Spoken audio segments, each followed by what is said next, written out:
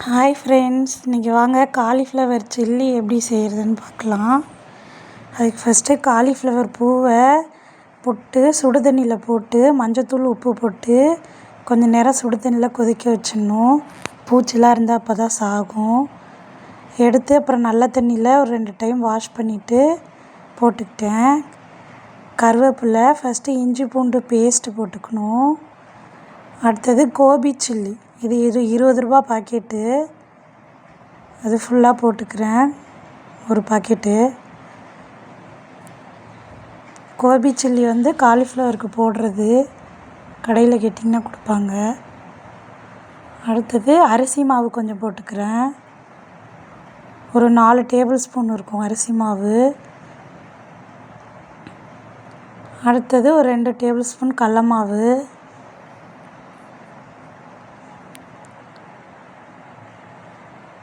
அடுத்து கார்ன்ஃப்ளவர் மாவு ஒரு 4 டேபிள் ஸ்பூன் போட்டிருக்கேன்.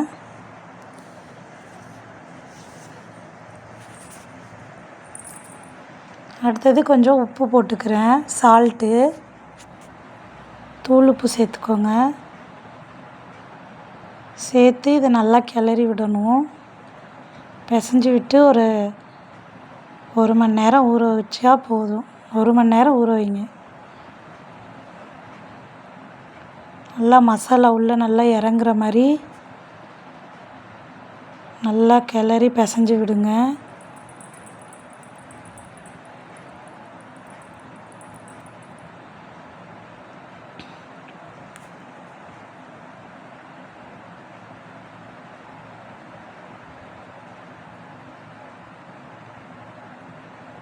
கிளறி விட்டு ஒரு மணி நேரம் நான் ஊற வச்சுருந்தேன். 1 மணி நேரம் ஊறினதும் ஃப்ரை பண்ணிக்கலாம். இப்போ பாருங்கள், நல்லா ஊறிடுச்சு. 1 ஹவர் கழித்து சில்லி போட்டுட்ருக்கோம்.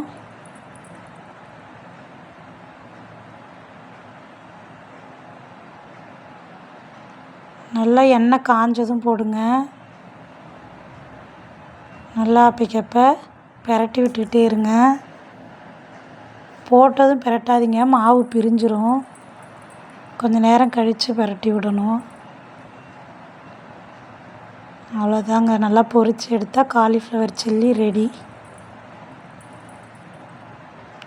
பாப்பாக்கெலாம் கொடுத்தேன், எல்லோரும் சூப்பராக இருக்குன்னு சொன்னாங்க. என் வீட்டுக்காரும் நல்லா இருக்குன்னு சொன்னார். ஓகே ஃப்ரெண்ட்ஸ், பாய். ஹாய் ஃப்ரெண்ட்ஸ், வாங்க இன்றைக்கி பால் சுறா கருவாடு எப்படி வறுக்கிறதுன்னு பார்க்கலாம். இது வந்து பாலூட்டும் தாய்மார்களுக்கெலாம் ரொம்ப நல்லது. சாப்பிட்டா குழந்தைக்கு நல்லா பால் கிடைக்கும். அதுக்கு வந்து ஃபஸ்ட்டு சுடு தண்ணியில் ஒரு 2 டைம் கருவாடை வாஷ் பண்ணி வச்சுக்கணும். நல்லெண்ணெய் ஊற்றிருக்கிறேன். அதுக்கப்புறம் கடுகு போட்டுக்கணும். கடுகு போட்டு பொரிய விட்டுக்கணும். கடுகு பொரிஞ்சதும் ஒரு கைப்பிடி அளவு பூண்டு சேர்த்துக்கணும். சின்ன வெங்காயம் பொடி பொடியாக கட் பண்ணது சேர்த்துக்கணும். கருவேப்பிலை சேர்த்துக்கணும். சேர்த்து நல்லா வதக்கி விடணும்.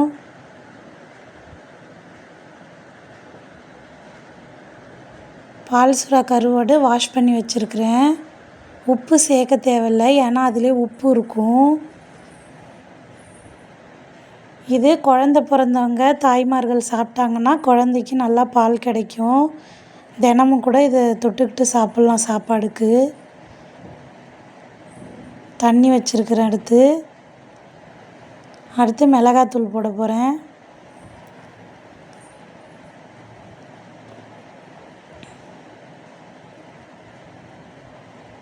இது ரொம்ப நேரம் வேகும். இது கொஞ்சம் ஸ்டிஃபாக இருக்கும் இந்த கருவாடு. அதனால் தண்ணி வந்து இந்த அளவு வைங்க. காய்க்கு வைக்கிற மாதிரியே தான், காய்க்கு வைக்கிற மாதிரி கொஞ்சம் மூழ்கிற அளவு தண்ணி வச்சுக்கோங்க. மிளகாத்தூள் சேர்த்துக்கிறேன். உப்பு சேர்க்க தேவையில்லை, ஏன்னா கருவாடுலேயே உப்பு இருக்கும். அதனால் உப்பு சேர்க்க தேவையில்லை. அவ்வளோதாங்க. இந்த தண்ணி சுண்டுனதும் கருவாடு வெந்துருச்சு. அவ்வளோதான், தண்ணி சுண்டிருச்சுன்னா எடுத்து வச்சிட வேண்டியதான். இதாங்க பால் சுறா கருவாடு வறுவல். உங்கள் வீட்டில் நீங்களும் செஞ்சு பாருங்கள். ஓகே ஃப்ரெண்ட்ஸ், பாய்.